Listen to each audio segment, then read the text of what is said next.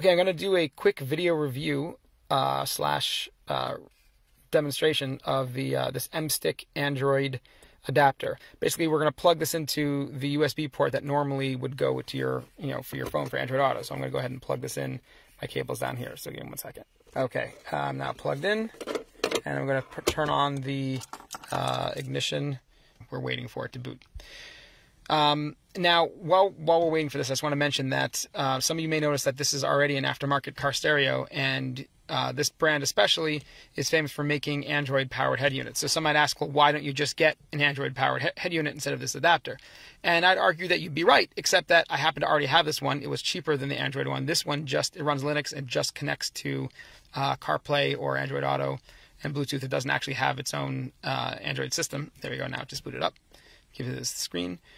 So the whole idea of the stick is really to not have to replace the stereo that you already have. If you have like an OEM stereo, or you were cheap like me and got one that's just a regular CarPlay, Android Auto, not an Android head unit. So okay, so let's talk about the caveats right away here. December 31st and it's 7:01 a.m., neither of which are true. And this is because when the unit boots, it has no idea what time it is or what the date is. It relies on the network connection. Without a network connection, every time you boot, this thing is going to go back to 7 o'clock, and it's not going to know until you connect either to Wi-Fi or make your phone's hotspot active so it can connect to the internet. That's the only way this will know what time it is. That's a big problem, because I'm not intending to turn on my hotspot on my phone every single time I get in the car.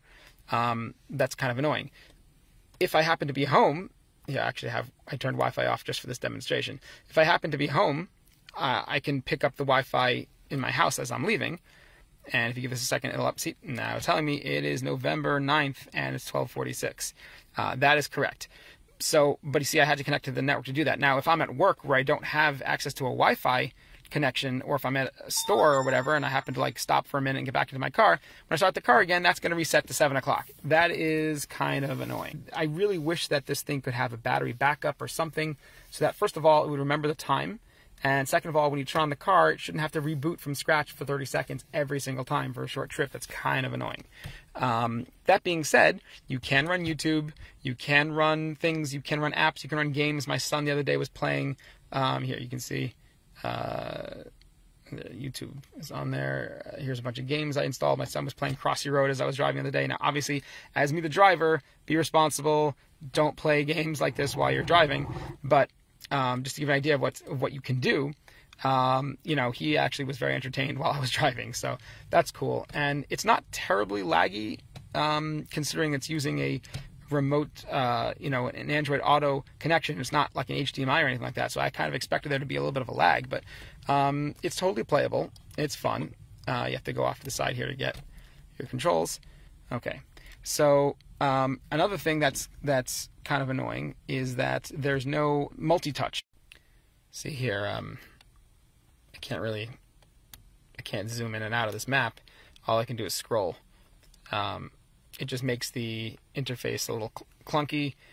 It's not designed to work that way. It's designed for you to be able to pinch. There was actually a document I was trying to read that had some information about something I was trying to install in the car, and I thought, oh, well, I'll put it up on the screen, and I couldn't zoom into the PDF because, again, you can't do this. So some applications in Android are going to assume that you can do that. So at the end of the day, I have very mixed feelings about this. I think, on the one hand, the proof of concept is very cool.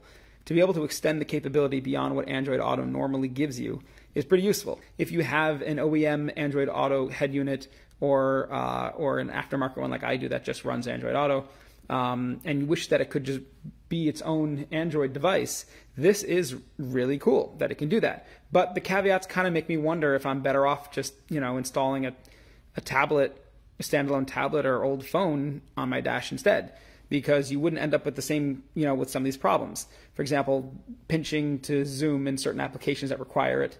The fact that every time you start the car up again, it's got to boot, which takes 30 seconds. The fact that if you don't have a network connection, it's going to lose the time every single time. There's certain things that I just kind of feel like, well, it's a good proof of concept, but how practical really is it? Oh yeah, and the phone integration.